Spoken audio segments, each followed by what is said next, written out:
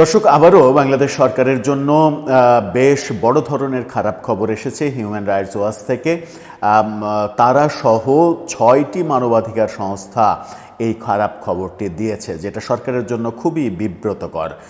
তারা বলছে আওয়ামী লীগের ওপরে যে নিষেধাজ্ঞা সরকার দিয়েছে এবং যেটার মাধ্যমে আগামী নির্বাচনে আওয়ামী লীগকে বাইরে রেখেই নির্বাচন অনুষ্ঠান করার প্রস্তুতি চলছে, সেটার বিরুদ্ধে অবস্থান নিয়েছে এই 6টি মানবাধিকার সংগঠন, মানবাধিকার সংস্থা। এটা সরকারের জন্য যথেষ্ট বিব্রতকর। এই ধরনের চাপ বাড়ছে, রীতিমতো বাড়ছে। জাতিসংঘ থেকেও এরকম চাপ এসেছে, ইউরোপীয় ইউনিয়ন থেকে এসেছে, বিভিন্ন দেশ থেকে আসছে। এবার এই যে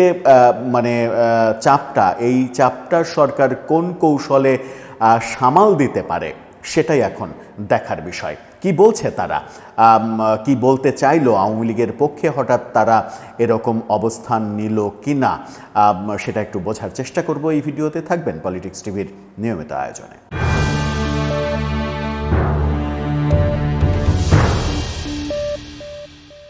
দর্শক, বলছিলাম হিউম্যান রাইটস ওয়াচ থেকে বেশ খারাপ খবর এসেছে সরকারের জন্য। গণমাধ্যমের শিরোনামটা আপনারা দেখে নিতে পারেন। যদিও এই গুরুত্বপূর্ণ খবরটা বাংলাদেশের সব গণমাধ্যম দেয়নি, মুষ্টিমেয় কিছু গণমাধ্যম হয়তো সাহস করে দিয়েছে। সেখানে শিরোনাম করা হয়েছে আওয়ামী লীগের ওপরে নিষেধাজ্ঞা প্রত্যাহার সহ 12 সুপারিশ 6 মানবাধিকার সংস্থার, যার মধ্যে হিউম্যান রাইটস ওয়াচও রয়েছে। আওয়ামী লীগের ওপরে নিষেধাজ্ঞা, যেটা কার্যক্রম নিষেধাজ্ঞা, সেই নিষেধাজ্ঞা তুলে নেওয়ার কথা বলেছে তারা। সেটা সহ 12টা প্রস্তাব দিয়েছে। কি প্রস্তাব, কোনগুলো সরকারের পক্ষে গেল, কোনগুলো বিপক্ষে গেল, একটু বোঝার চেষ্টা করি। সেখানে বলা হচ্ছে আওয়ামী লীগের ওপর নিষেধাজ্ঞা প্রত্যাহার সহ 12টি সুপারিশ আমলে নিতে প্রধান উপদেষ্টা ডক্টর মোহাম্মদ ইউনূসের প্রতি যৌথভাবে খোলা চিঠি দিয়েছে 6টি আন্তর্জাতিক মানবাধিকার বিষয়ক সংস্থা। সবাই আন্তর্জাতিক মানবাধিকার সংস্থা। সেই সাথে তারা অন্তর্বর্তীকালীন সরকার মৌলিক স্বাধীনতা পুনঃপ্রতিষ্ঠা, আইন সংস্কার শুরু করা এবং গুম ও অন্যান্য মানবাধিকার লঙ্ঘনের ঘটনার তদন্তের মতো গুরুত্বপূর্ণ পদক্ষেপের প্রশংসাও করেছে। অর্থাৎ কিছু পদক্ষেপের প্রশংসাও করেছে তারা। হিউম্যান রাইটস ওয়াচের নিজস্ব ওয়েবসাইটে এই খোলা চিঠি প্রকাশ করা হয় যে 12টি সুপারিশ আমলে নেওয়ার জন্য সরকারের কাছে তুলে ধরা হয়েছে, সেগুলো হলো জবাবদিহিতা ও বিচারের নিশ্চয়তা, নিরাপত্তা খাতে সংস্কার, গুমের অপরাধ নির্ধারণ ও তদন্ত কমিশন শক্তিশালীকরণ, জাতীয় মানবাধিকার কমিশনের সংস্কার, ব্যক্তির স্বাধীনতা রক্ষায় আইন সংস্কার। ব্যক্তির স্বাধীনতা একটা গুরুত্বপূর্ণ কথা বলেছে তারা। ব্যক্তিগত তথ্য সুরক্ষা ও নজরদারি সীমিতকরণ, অর্থাৎ ব্যক্তিগত তথ্যের উপরে নজরদারি করার প্রসঙ্গ বারবার আসছে। সরকার নানাভাবে নাগরিকদের ব্যক্তিগত ডিভাইসে আড়ি পাতার চেষ্টা করছে, এরকম নানা খবর কিন্তু ছড়িয়ে পড়ছে। সেই ব্যাপারেই তারা বলছে যে ব্যক্তিগত তথ্য সুরক্ষা দিতে হবে। রাজনৈতিক উদ্দেশ্য প্রণোদিত মামলা প্রত্যাহার, অর্থাৎ তারা এটাও বলছে যে গত 14 মাসে রাজনৈতিক উদ্দেশ্য প্রণোদিত মামলা হয়েছে।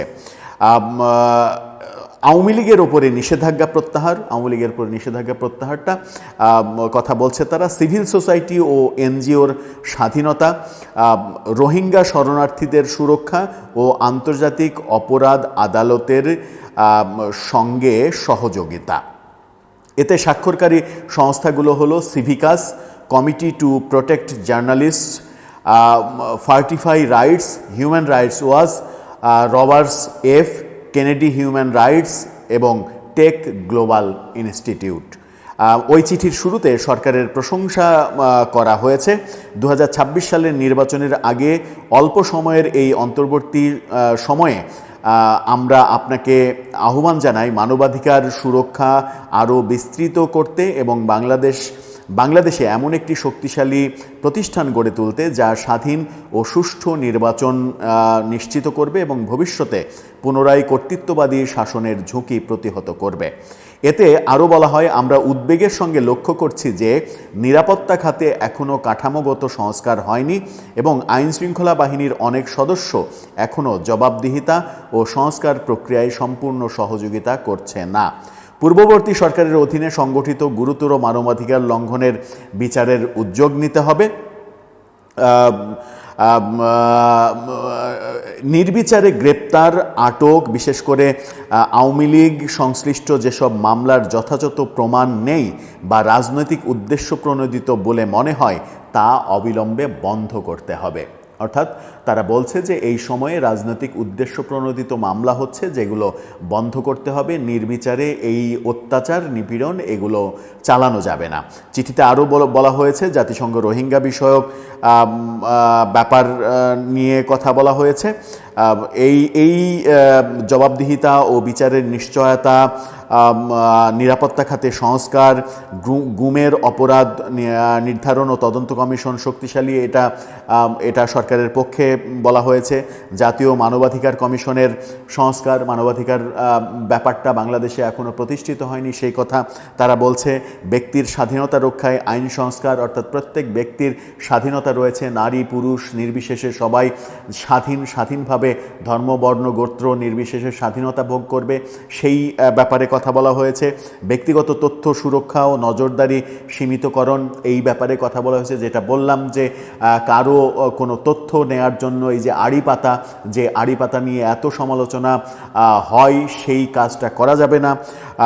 মত প্রকাশের স্বাধীনতা, সাংবাদিকের সুরক্ষা নিয়ে তারা কথা বলছে। এরই মাঝে সাংবাদিকের উপরে নানা ধরনের নিপীড়নের ঘটনা নিয়ে আন্তর্জাতিক মহল থেকেও বারবার বলা হয়েছে, যেটা আমরা দেখেছি যে বহু সাংবাদিকের পাইকারি দরে অ্যাক্রিডিটেশন কার্ড বাতিল করা, অনেক সাংবাদিককে হত্যা মামলায় জড়িয়ে কারাগারে রাখা, বহু সাংবাদিককে সন্ত্রাস দমন আইনে অযথা হয়রানি করা, এরকম বহু অভিযোগ রয়েছে যেগুলো বিষয়ে তারা বলছে। রাজনৈতিক উদ্দেশ্য প্রণোদিত মামলা প্রত্যাহার করার কথা বলছে। 24-এর 5 আগস্টের পরে যে রাজনৈতিক উদ্দেশ্য প্রণোদিত মামলা করা হয়েছে সেগুলো প্রত্যাহারের কথা বলা হচ্ছে। আওয়ামী লীগের ওপরে নিষেধাজ্ঞা প্রত্যাহার করতে হবে। সেখানে বলা হচ্ছে যে সন্ত্রাস বিরোধী আইনের আওতায় আওয়ামী লীগের কার্যক্রমে যে সামগ্রিক নিষেধাজ্ঞা দেওয়া হয়েছে তা অবিলম্বে প্রত্যাহার করতে হবে। এটি গণতান্ত্রিক স্বাধীনতা ও বহুদলীয় রাজনীতির পথে বাধা সৃষ্টি করে। প্রতিবেদনে বলা হয়েছে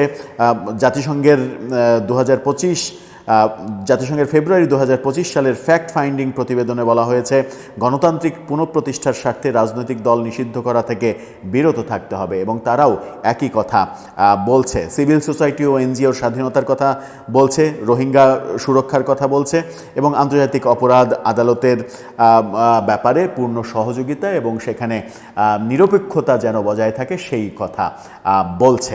এই যে 12টা পয়েন্ট দিয়েছে, 12টা পয়েন্টের 2-3টা পয়েন্ট সরকারের প্রশংসাসূচক হলেও অধিকাংশ পয়েন্টই সরকারের জন্য বিব্রতকর এবং আওয়ামী লীগের নিষেধাজ্ঞা প্রত্যাহার করা এটা সব থেকে করতে হবে তারা বলেছে, এটা সব থেকে সরকারের জন্য বিব্রতকর এবং এই যে অযথা বিভিন্ন লোককে মামলায় ফাঁসানো, কারাগারে রাখা, সাংবাদিকদের সুরক্ষা না দেয়া, মত প্রকাশের স্বাধীনতা না থাকা, এই ব্যাপারগুলো সরকারের জন্য খুবই উদ্বেগজনক ব্যাপার। দর্শক, আপনার কি মনে হয় এই সকল আন্তর্জাতিক চাপে আদৌ কি পিষ্ট হয়ে সরকার কোনোভাবেই আওয়ামী লীগের উপরে নিষেধাজ্ঞা কিংবা গত 14 মাসে যে ধরনের হয়রানিমূলক মামলা হয়েছে সেই মামলাগুলো প্রত্যাহারের ব্যবস্থা নেয়ার কি কোনো কারণ রয়েছে কিংবা নেয়ার কোনো লক্ষণ আপনি দেখতে পান? আপনার মতামত জানিয়ে লিখতে পারেন আমাদের কমেন্ট বক্সে।